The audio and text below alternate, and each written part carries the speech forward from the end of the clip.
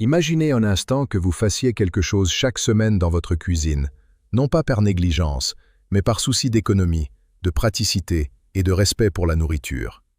Vous cuisinez en gros lot, vous conservez les restes précieusement, et vous les réchauffez le lendemain pour votre déjeuner ou votre dîner. Vous pensez bien faire. Vous pensez protéger votre budget et votre santé en mangeant fait maison. Pourtant, ce geste banal pourrait être en train de créer, silencieusement et systématiquement, les conditions de l'un des cancers les plus redoutables, le cancer du pancréas. Bonjour à tous, je suis le docteur Michael Kent. En tant que chirurgien, j'ai passé des décennies à opérer et à soigner des patients qui, trop souvent, me posent cette question déchirante après un diagnostic dévastateur. Pourquoi personne ne m'a prévenu plus tôt? Aujourd'hui, j'ai décidé de ne plus me taire. Je vais vous révéler la vérité sur ce qui se passe chimiquement à l'intérieur de 5 aliments très spécifiques lorsque la chaleur les touche pour la deuxième fois. Le problème, c'est que votre pancréas est un organe qui ne se plaint jamais, jusqu'à ce qu'il soit trop tard. Il ne gonfle pas, il ne fait pas mal lorsqu'il subit des dommages mineurs. Mais ces dommages s'accumulent, jour après jour, repas après repas, à cause de nos habitudes quotidiennes. Au moment où vous ressentez une douleur assez forte pour consulter, dans la grande majorité des cas, le cancer s'est déjà propagé. Le taux de survie à 5 ans est inférieur à 12%. C'est ce chiffre qui rend chaque seconde de cette vidéo vitale.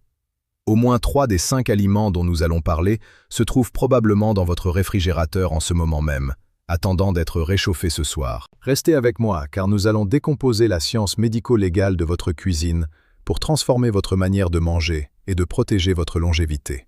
Aliment numéro 1. Les aliments frits et le piège des aldéhydes. Commençons par celui qui va sans doute vous choquer le plus, car il concerne des aliments que nous aimons tous. Pensez à ces frites croustillantes restées de la veille, à ce morceau de poulet frit que vous avez soigneusement emballé dans du papier aluminium. Que faites-vous le lendemain? Vous les passez au micro-ondes, ou pire encore, vous faites chauffer un peu d'huile fraîche dans une poêle pour leur redonner du croustillant. C'est précisément à ce moment-là que vous activez un processus chimique contre lequel votre pancréas n'a pratiquement aucune défense. Les huiles de cuisson que la plupart d'entre nous utilisent, huile de tournesol, de maïs ou de soja, sont extrêmement instables à la chaleur. Lorsque vous les chauffez une seconde fois, elles subissent une dégradation oxydative profonde. Ce processus génère une classe de composés toxiques appelés aldéhydes. Vous n'avez pas besoin de retenir des noms complexes comme le 4-hydroxynonénal. Mais vous devez comprendre leur impact. Ce sont des radicaux libres qui agissent comme des centaines d'étincelles, s'échappant d'un feu hors de contrôle. Chaque étincelle endommage vos cellules saines. Et plus grave encore, elle corrompt l'ADN, le code qui indique à vos cellules comment croître et quand s'arrêter.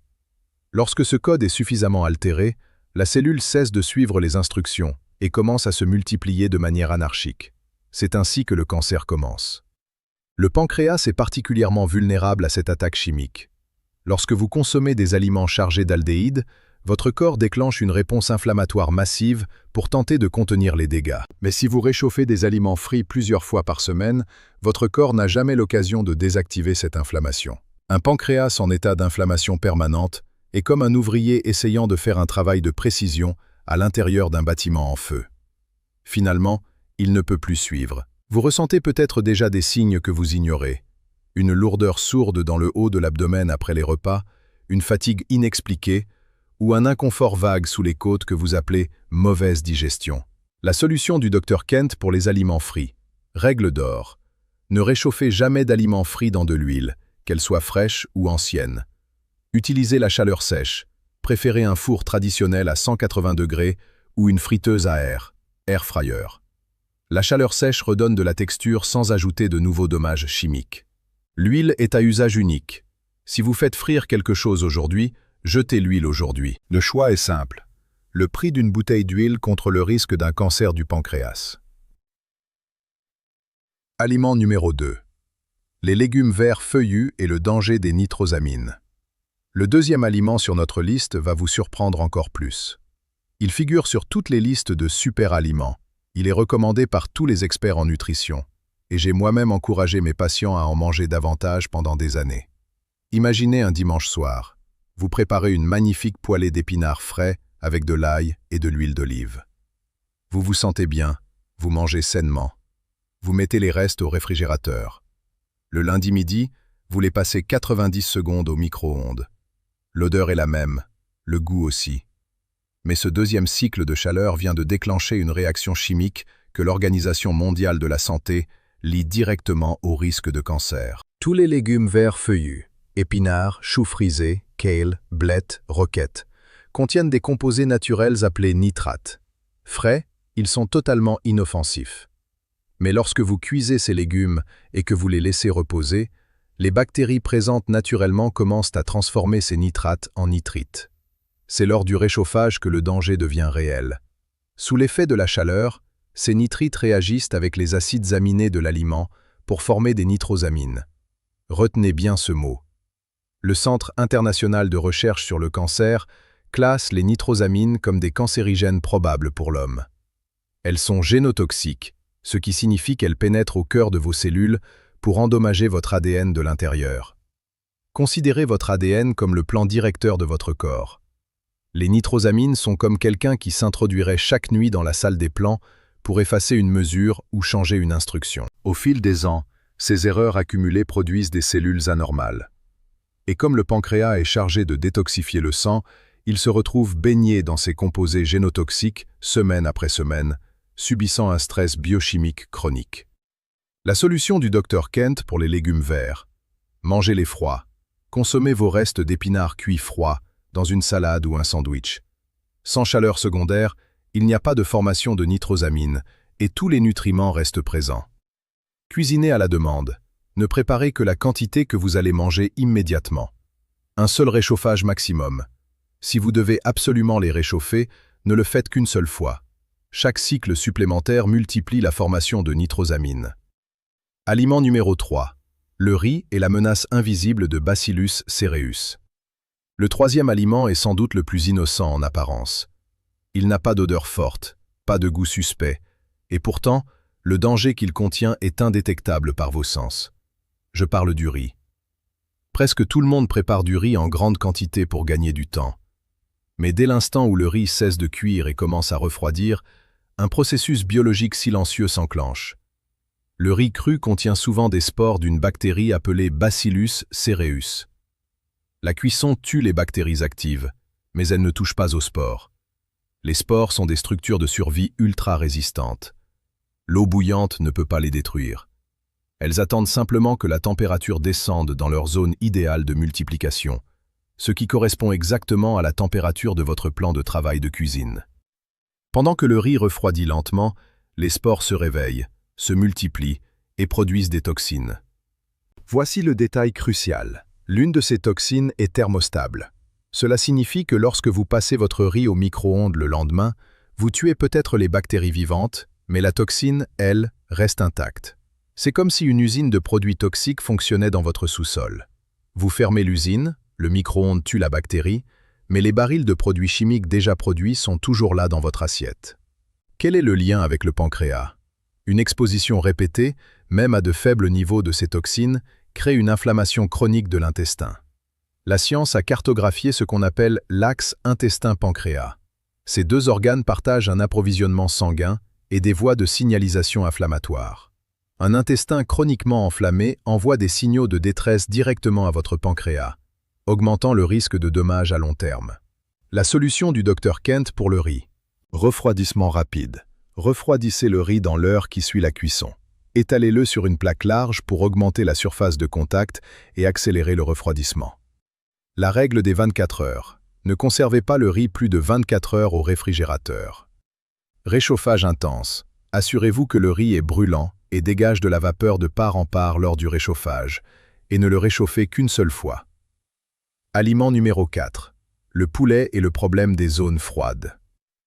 Le quatrième aliment est consommé plusieurs fois par semaine par la plupart des familles, le poulet. Le danger ici ne vient pas seulement de l'aliment lui-même, mais de la manière dont nous utilisons nos appareils de cuisine, en particulier le micro-ondes. Lorsque vous réchauffez un morceau de poulet, vous touchez l'extérieur, il semble chaud, et vous commencez à manger. Mais un micro-ondes ne chauffe pas les aliments comme un four traditionnel. Il excite les molécules d'eau pour générer de la chaleur, mais la répartition est inégale selon la densité de la chair et la présence d'os ou de gras. Cela crée des zones froides. De l'extérieur, le poulet semble brûlant, mais à l'intérieur, certaines zones restent à une température tiède, idéale pour que les bactéries comme la salmonelle ou le campylobactère se multiplient. Ces bactéries sont souvent présentes dans la volaille. Si la cuisson initiale les élimine, une recontamination peut se produire dans votre cuisine. Mains, ustensiles, plan de travail. Au lieu d'être une zone de destruction pour les bactéries, votre micro-ondes devient un incubateur. Une infection à la salmonelle n'est pas juste un après-midi d'inconfort. C'est un événement biologique systémique qui mobilise tout votre système immunitaire et provoque une réponse inflammatoire à laquelle votre pancréas est forcé de participer. Ces expositions répétées, même si elles ne vous rendent pas violemment malade à chaque fois, maintiennent votre corps dans un état d'inflammation de bas grade qui fait le lit de maladies plus graves. La solution du Dr Kent pour le poulet: privilégiez le four. Réchauffez le poulet à 175 degrés, couvert de papier aluminium pour garder l'humidité, pendant 15 à 20 minutes. Cela garantit une chaleur uniforme sans zone froide. Méthode micro-ondes sécurisée. Si vous devez utiliser le micro-ondes, coupez le poulet en petits morceaux uniformes, utilisez une puissance moyenne, remuez à mi-cuisson et laissez reposer 2 minutes à couvert après le chauffage. L'option froide. Le poulet froid effiloché dans une salade élimine tous les risques liés au réchauffage et à l'inflammation du pancréas. Aliment numéro 5. Les pommes de terre et la double attaque chimique. Nous arrivons au 5e et dernier aliment, et celui-ci est unique car il lance 2 attaques chimiques totalement indépendantes sur votre pancréas en même temps. Je parle des pommes de terre. La première attaque s'appelle l'acrylamide. C'est un composé classé comme cancérigène probable par les autorités internationales. Il se forme lorsque les aliments féculents sont chauffés à plus de 120 degrés, comme lors de la première cuisson des pommes de terre rôties. Mais lors d'un deuxième réchauffage, surtout à haute température, poêle ou friture, les conditions chimiques sont encore plus favorables à la formation d'acrylamide à cause de la surface desséchée de la pomme de terre. Vous recevez une dose de cancérigène bien plus élevée que lors du premier repas. La deuxième attaque est métabolique et concerne l'épuisement de votre pancréas. Lorsque les pommes de terre cuites refroidissent au réfrigérateur, une partie de leur amidon se transforme en amidon résistant. C'est une excellente chose. Cet amidon nourrit vos bonnes bactéries intestinales et ne provoque pas de pic de glycémie. Mais dès que vous réchauffez ces pommes de terre à haute température, cet amidon résistant redevient de l'amidon ordinaire, rapidement digéré. Ce qui était doux pour votre corps devient un pic de sucre massif. Votre pancréas doit alors produire une quantité urgente d'insuline.